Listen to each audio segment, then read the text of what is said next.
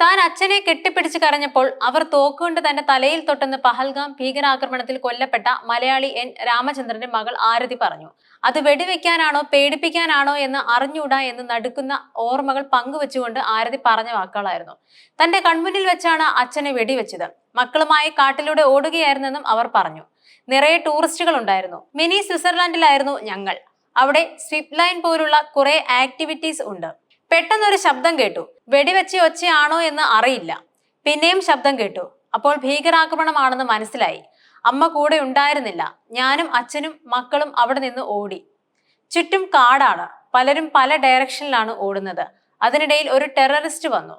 എല്ലാവരോടും കിടക്കാൻ പറഞ്ഞു. എന്തോ ചോദിക്കുന്നു, വെടിവെക്കുന്നു. എന്താ ചോദിക്കുന്നതെന്ന് ഞങ്ങൾ കേൾക്കുന്നുണ്ടായിരുന്നില്ല. എന്റെ അച്ഛന്റെയും എന്റെയും അടുത്തേക്ക് വന്നു. സെന്റൻസ് ഒന്നുമല്ല, ഒറ്റ വാക്കാണ് ചോദിച്ചത്. 2 തവണയെ ചോദിച്ചുള്ളൂ. മനസ്സിലായില്ലെന്ന് ഹിന്ദിയിൽ പറഞ്ഞു. അച്ഛനെയും എന്റെ മുന്നിൽ വെച്ച് വെടിവെച്ചു. ഞാൻ അച്ഛനെ കെട്ടിപ്പിടിച്ച് കരയുകയായിരുന്നു.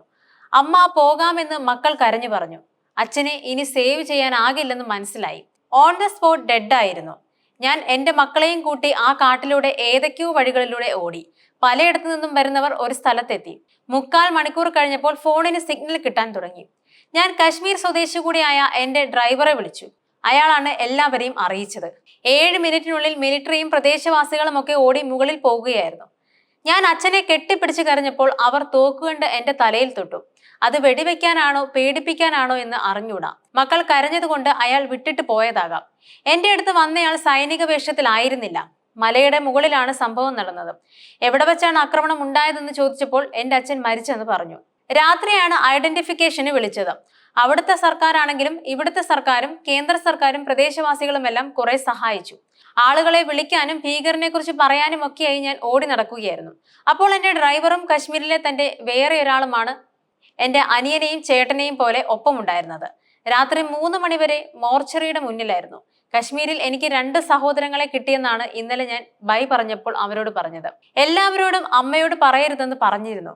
ഹോട്ടലിലെ TV കണക്ഷൻ റിമൂവ് ചെയ്തു. അച്ഛന് പരിക്കേറ്റെന്നും ട്രീറ്റ്മെന്റ് വേണമെന്നുമാണ് അമ്മയോട് പറഞ്ഞിരുന്നത്.